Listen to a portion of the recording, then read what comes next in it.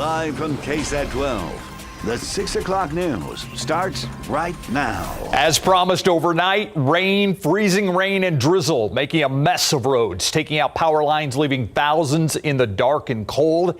And a day of steady rain and cold temperatures keeping things treacherous for drivers. But there is some good news. All of this is almost over. Here's Adam Caskey with a quick look at the forecast. Adam. The end is in sight. That's the key here. And we will see more rain tonight, but no problems around San Antonio. Just some pockets of freezing rain in parts of the hill country. We'll get more specific in a moment. You mentioned power outages, and our technology here can give us a pretty good estimate of total customers without power. You get up near Tyler, Smith County, about 34,000. Travis County really bared the brunt of the power outages over the past 24 hours. In the Austin area and even westward, still roughly 170,000 customers without power there. And even if once we get into Comal County, we're talking about 8,500 customers without power. As for the radar, luckily not much out there, just the drizzle. That nuisance drizzle that we've been dealing with for quite some time.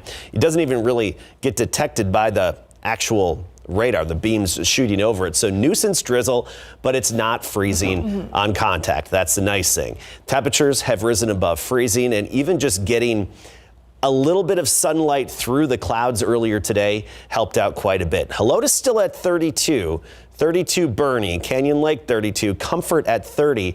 I actually think we'll see temperatures rise a degree or two overnight tonight. So I think it really only gets better from here for most of us. But again, I am expecting another round of rain, and parts of the hill country could see more icing. We're going to talk about that, get more specific, how much more icing we could see, and when the sun finally returns and temperatures warm up in a bit, Myra. Actually, thank you, Adam. And, we've been talking about icing. There's been some icing on some of the TransGuide cameras that we've seen around town. I want to show you a braking situation. This is 281 at Hildebrand. I believe that's the off ramp from Hildebrand onto 281, the southbound lanes there. You can see that something's going on. There's a car off into the trees there. We're not sure if it's necessarily weather related or what's happening, but it has that exit ramp completely closed down. Still looks like a mess out there, and from this view, things are a bit of a mess as well for CPS Energy. Right now, total customers affected by outages, roughly 8,000. They're still waiting for the lights and the heat to come back on. Ice on power lines caused some big problems for more than 40,000 customers at one point. Yeah, CPS Energy crews working all evening into the afternoon, in the morning. At this hour, they're still on the streets restoring power to homes on the north side. CPS Energy crews say most of those outages come from ice-covered tree limbs leaning on power lines or ice weighing down those power lines. Lineman crews we spoke with say outage repairs typically last 1 to 3 hours, but some people living in the Stone Oak area say they have been without power well into the evening. One family says they actually left their home because it was too cold outside. Pretty similar to being outside, just without the wind. This is how we were dressed inside. Yeah, too cold inside, I meant to say. CPS Energy crews say it trims trees year-round to help prevent outages. If you have one, you can report it through CPS Energy's website. Meantime, in the Hill Country, progress slowly being made there to restore power. About 350 Pedernales Electric Cooperative customers are battling this cold without power. Yeah, Patty Santos is in Spring Branch. She's live with an update on a crew working at the intersection of 281 and Rebecca Creek. Look at that tree limb right next to you, Patty. You can tell just how cold it is and some of the problems out there. Yeah, this work is slow and very cold, but progress is being made. Check it out. They finally managed to get the power lines across the highway here. Now they're working to get them connected. So hopefully folks in this area will be able to get power pretty soon. But take a look. This is the winter wonderland that's causing nightmares for those stuck at home without power across Hill Country. The ice so thick it's bringing down entire trees and pulling power lines down. Now, we did manage to catch up with a plumber who was cutting up fallen limbs from his business, and he says, his real work to start tomorrow. We learned our lesson at the last freeze. There's only so much you can do. So it's better to just take care of what you can and service the customers that we already have, And Steve, you mentioned this tree behind me. It is so awesome to see, but it's also very dangerous. Look, it is so heavy, and you hear that crackling, and the ice is so thick. Well, all of this continues to be a problem for folks who live in this area because, trees that are maybe a little old, they could break. If you're under them, that could mean trouble. Let's have it back to you. Thank you, Patty. Our weather's been causing headaches for families at airports across the state, especially true here in San Antonio, primarily because of what's happening in Dallas. Max Massey joins us live from San Antonio International Airport. Max, I notice you're near the rental car center, very popular place.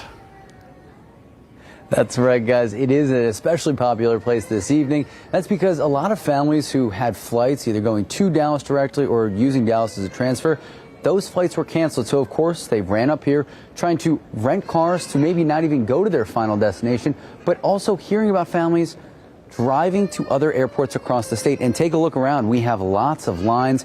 Now, I sat down with a traveler here at the San Antonio International Airport, and he actually strategized around the Dallas cancellations and delays just so he didn't have to deal with anything like this. From here to Houston to Albuquerque. Meet Karn Gustafson, one of the thousands of people traveling through San Antonio International Airport today. But Karn took some extra precautions in his travel plans. I noticed everything was getting canceled going into and out of Dallas, which is where I'm supposed to fly out of tonight. So I rescheduled to go from here to Houston, head south, and then home. Now, we've seen and we've talked to families throughout the airport.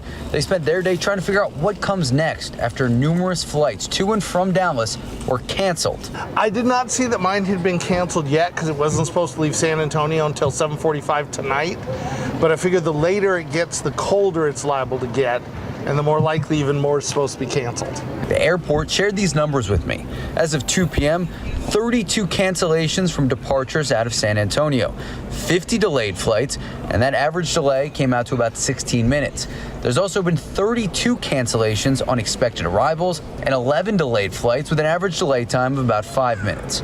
As for Karn, he does have some advice for any travelers for the rest of the day or the next time we have a situation like this. You can reschedule and go south instead of north. You're probably better off.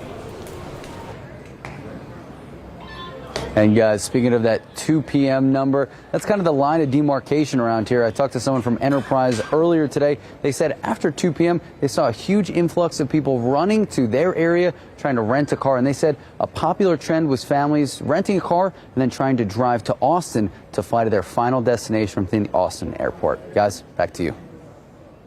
All right, hopefully things back to normal tomorrow. Thanks, Max. New at 6, city and county-run warming centers were not an option this time around for people trying to stay out of the cold. We wanted to know why. RJ Marquez tells us the reason for that decision and what the city says it is doing to try to keep people warm.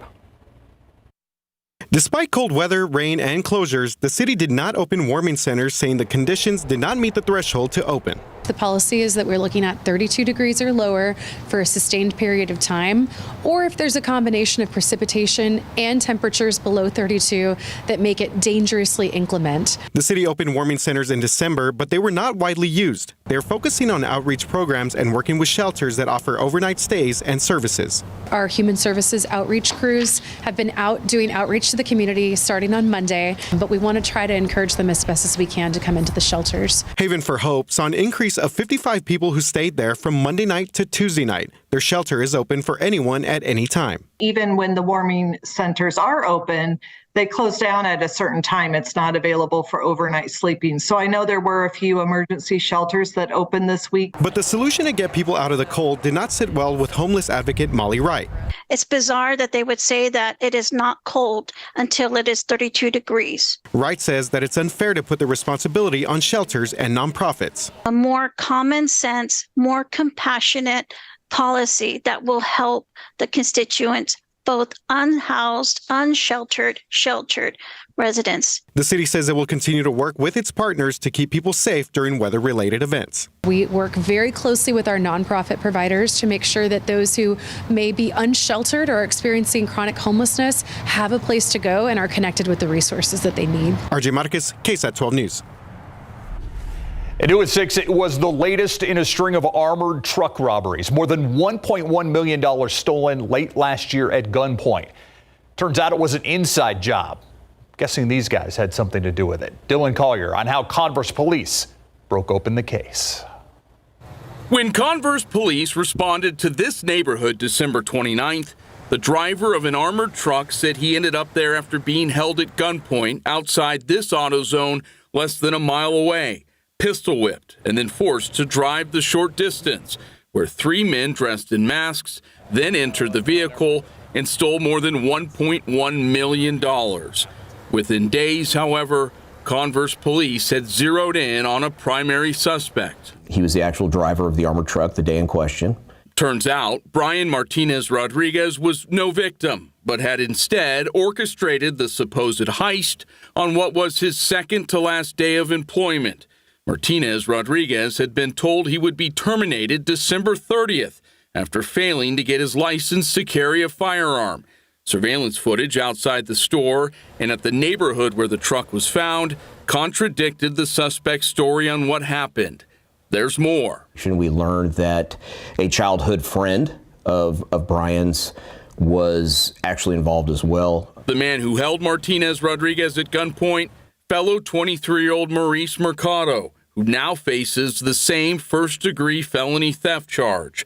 Members of the Alamo area Metro SWAT team executed a search warrant at Mercado's home on Beverly Ann Street late last week and found evidence tied to the heist. There appears to be no connection between the late December robbery and other armored truck robberies that took place along FM 78 last year. Converse police are still investigating. Lieutenant Shook said he is very confident they will have enough evidence to soon charge a third suspect. Reporting in Converse, Dylan Collier, KSAT 12 News. Look outside with live cam this evening. There is light at the end of this icy tunnel. What's going to happen overnight and when we could expect a warm up? Literally light.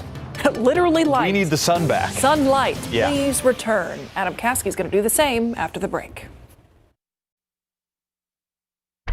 Welcome back. I'm Stefania Jimenez. Here's what we're working on for you tonight on the Night Beat. Do you remember Mary Lou Sandoval? She was living in a unit of a fourplex that was damaged last month during a fire. Her neighbors have been trying to find her a warm place to stay. And tonight, we're going to catch up with her.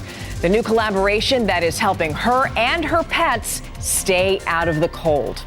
Also, we're learning about the domino effect from these recent school closures, how closing campuses help to protect lives while also hurting a potential lifeline for our area. We'll see you for these stories and more tonight on The Night Beat. Thanks, Stefania. New at 6, what would a retired teacher and a high-powered criminal defense attorney have in common? Quite a bit, actually. They are both breast cancer survivors who developed lymphedema. That's a side effect of the radiation and the chemotherapy that they had undergone years earlier. In August, we told you about attorney Cynthia Orr's push for federal legislation to cover what insurance companies don't.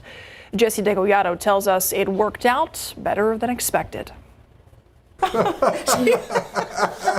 Linda Hill is grateful she followed Cynthia Orr's lead by undergoing the same surgery. I don't think I would have had the courage. I just learned that today. That's shocking and it's thrilling to me.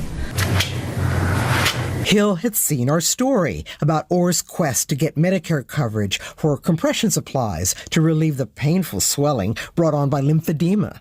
When the legislation stalled, Orr, a nationally known criminal defense attorney, sprang into action. Congress heard from every quarter, from the high and the low. It worked. It passed. Starting January 1st, 2024, the Lymphedema Treatment Act will cover wraps, compression garments, the pumps, as well as massage therapy, and if needed, microsurgery to replace the damaged lymph nodes. The surgery is synergistic with the compression, and the two go quite literally hand in glove.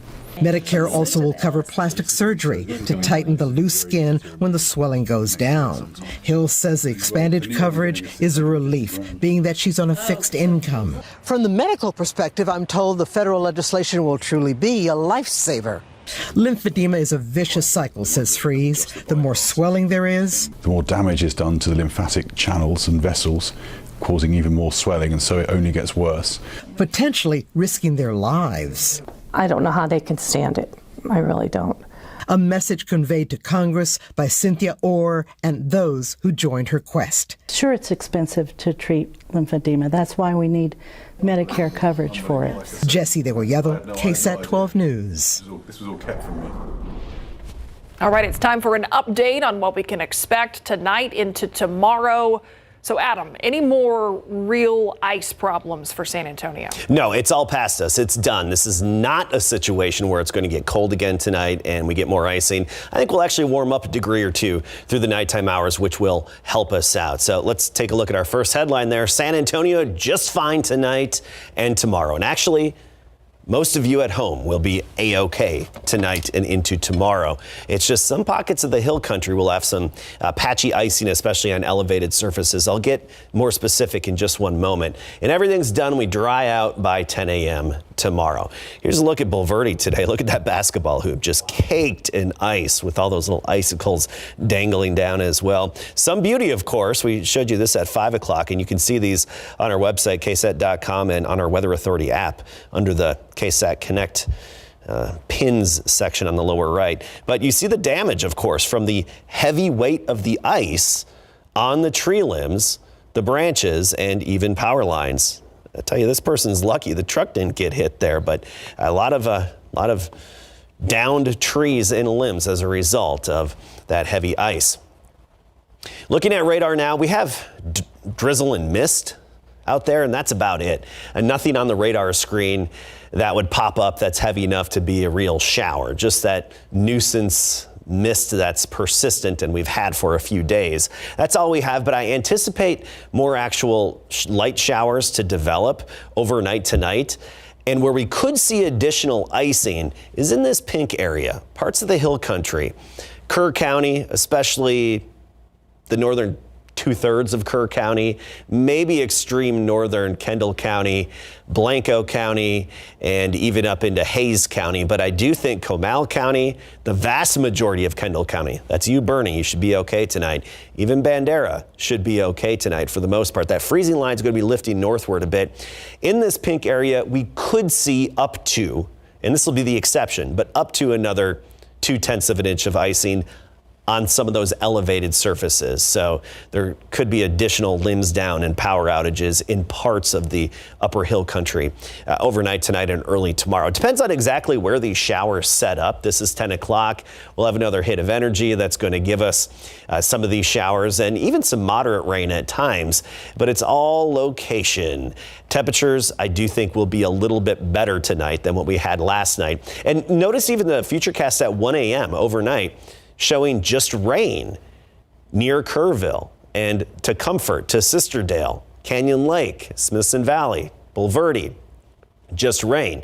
It's because of the temperature trend tonight is better in terms of keeping this just liquid and not turning it into a glaze of ice. And tomorrow morning, still some dampness around, but your commute, it's going to be fine around town. Just some of those issues in parts of the hill country and some of the more northern areas of the hill country. But around here, you'll be fine, no problem.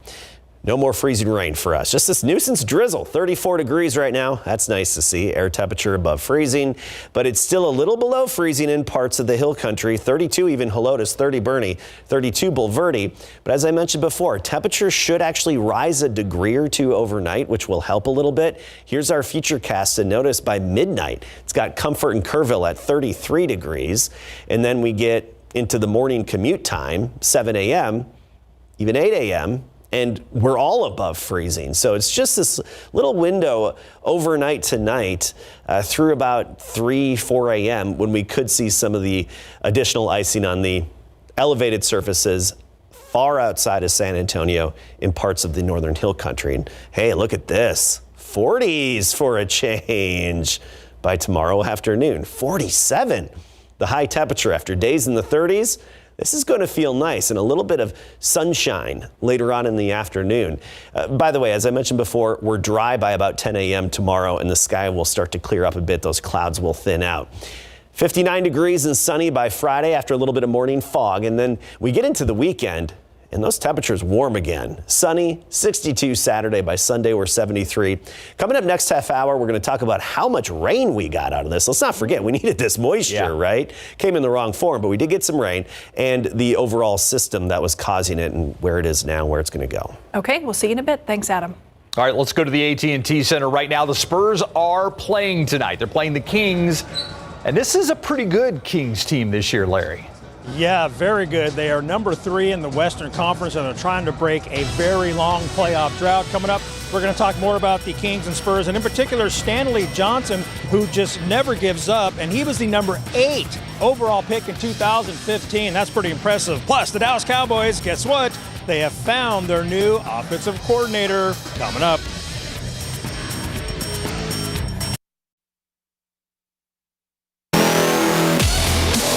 Good evening, everybody, and happy February the 1st. Wow, time certainly does fly. Welcome live to the AT&T Center, where the Spurs will play their second-to-last home game before leaving town for the annual rodeo road trip. It is time to rodeo San Antonio, or at least almost, right? Tonight, the Spurs will host the Sacramento Kings, followed by the 76ers Friday night, and then they won't play a home game again for about a month. The Spurs didn't hold shoot-around this morning, but players did show up to the team practice facility to get up some shots ahead of hosting the Kings tonight. Spurs forward Stanley Johnson is a great story about hanging in there. Now, in his 8th pro season, the Spurs are his 5th NBA team, and he's grateful for every opportunity they give him to suit up and play. It's a blessing. Like, I literally thank God every day, and I really I'm grateful to have any chance to play. If it was 2 minutes a game, I don't take that lightly. I really enjoy what I do.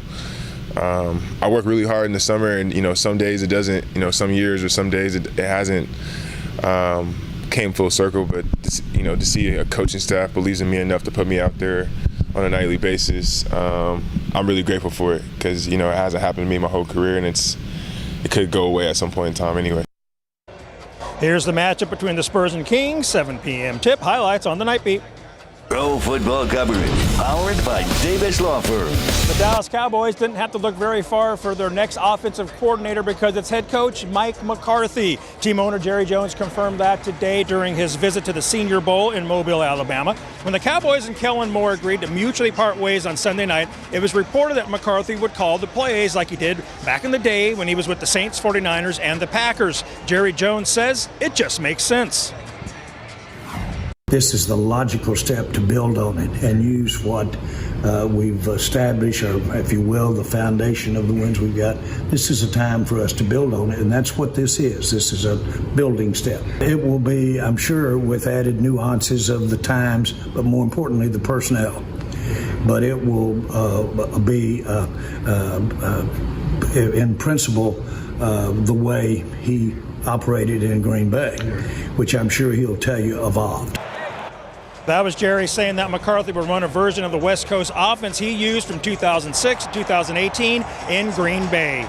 Last night, the Houston Texans announced they hired DeMeco Ryans as their next head coach. Drafted in the second round by the Texans in 2006 NFL draft, he holds the Texans record for the most tackles by a rookie, 156, and currently sits second as the second leading tackler in franchise history with 636. He's 38 years old with a great defensive mind for sure. His former Texans teammate Wade Smith says Ryans is a perfect hire and was asked how critical it is for Ryans to find good coordinators.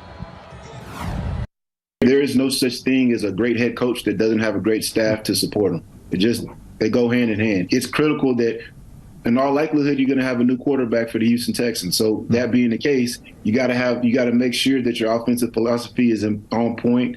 The quarterback coach that's going to be help groom that guy and bring him along, that person's on point. So the staff is absolutely critical to the success for any franchise, but especially this one.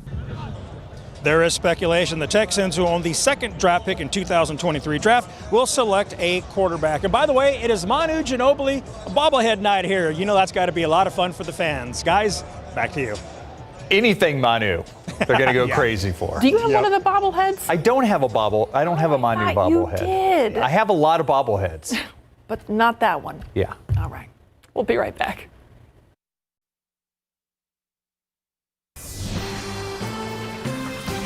Now to a follow-up story to one we first brought you yesterday here on the news at 6. Animal Care Services rescuing 11 dogs that were found chained up out in this cold and without shelter. But that was just one call. Rescue organizations saying as temperatures drop, the number of reports regarding animal neglect or abuse cases increase. Jonathan Cotto has the story. Actually, the cruelty investigators, they're constantly busy. They get cases handed to them daily. Lieutenant Bethany Snowden says winter weather advisories drive up the number of animal cruelty cases being reported. We have had 317 neglect cases alone. During normal weather conditions, they respond to almost 100 calls daily. Everybody's out in the field today to try to get as many of those calls knocked down. But on days like this, we do get overwhelmed with those numbers. Southwest of San Antonio in Von Army, another rescue organization is also experiencing a high volume of calls this week. God's Dogs Rescue CEO says it's more than just neglect cases adding to the problem. He's overwhelmed, and it's been worse the last year and a half. A lot of people wanting to turn in their dogs or sending the dogs back that they've adopted from us. It's been really hard. We're at God's Dogs primary location where they have about 180 dogs who have either been abused, abandoned, or neglected. They have over 600 dogs in their care as a rescue. God's Dogs CEO says that the number of dogs who need help seems to be a problem here in Texas. Texas is actually number 2 in the number of strays and euthanized animals in the United States. So yes, it is fairly unique to Texas. She says there are a number of factors that contribute to this widespread problem, mainly the lack of empathy. We do have an epidemic. It's a lack of spay and neuter and a lack of being responsible for the animals that belong to you. Both organizations urging the community to help by either fostering or adopting. God's Dogs is currently in major need of winter items that can help keep these dogs warm. Jonathan Cotto, KSAT 12 News. An investigation underway in the city of Pearsall after a pipeline explosion kills one person, leaves 2 others injured. That's according to an official from the U.S. Department of Labor. The explosion happened yesterday afternoon around 12:30. Right now, exactly where the explosion occurred has not been released. The San Antonio office of OSHA also investigating the incident. We're keeping an eye on this developing story. We'll bring you more details as they become available. New at 6, shootings, robberies, and murders. Those are the kinds of crimes the city of San Antonio wants to target. It has a new 3-year plan to try to reduce violent crime. Garrett Berger tells us what's in that plan, which comes at a time of increased scrutiny over how police tackle these problems. The plan was created by UTSA criminologists. They and Police Chief William McManus stressing that this is a different approach to policing than the one that ended up with Tyree Nichols dead at the hands of Memphis police. The plan breaks out to 3 parts, focusing on the short, mid, and long term. The short term's a strategy SAPD has already been doing in similar fashion, focusing on so-called hot spots. Essentially, they find the 100-meter wide grids throughout the city where the most amount of violent crime is happening. Crimes like shootings, murders, and robberies, then bring in police to simply sit there with the lights on as a deterrent. The police chief says it's not about actively pursuing people, like the Scorpion unit in Memphis. Once the 10 or 15 minutes is up, we go about our business. We go back to our regular assignment, and whether it's on patrol, whether it's safe, whether it's street crimes, they go back to whatever it was they were doing. There is no proactivity in these hotspot areas. The plan calls for other efforts later on to go after the underlying conditions that lead to crime and focus deterrence of repeat offenders. San Antonio police plan to host a series of community meetings to lay out the plan. So if you want to hear the details, we have the where and when on this story on our website. Just go to KSAT.com. I'm Garrett Berger, KSAT 12 News. Today is the 20th anniversary of the Columbia shuttle disaster. That shuttle crashed in East Texas, killing all 7 astronauts on board and scattering debris across some 200 miles. San Antonio Fire Chief Charles Hood was working in Phoenix at the time and was called in to lead an elite recovery team. He spent 2 weeks combing through dangerous terrain, finding pieces of that shuttle. So we would go out every day for 10 or 12 days straight, probably cover about 10 miles, where there was a creek, whether it was a stream, whether it was a forest. The discoveries he made helped NASA learn what went wrong to try to prevent it from happening in future missions. Hood told us he feels proud to be a historical part of the reason that space travel is safer today.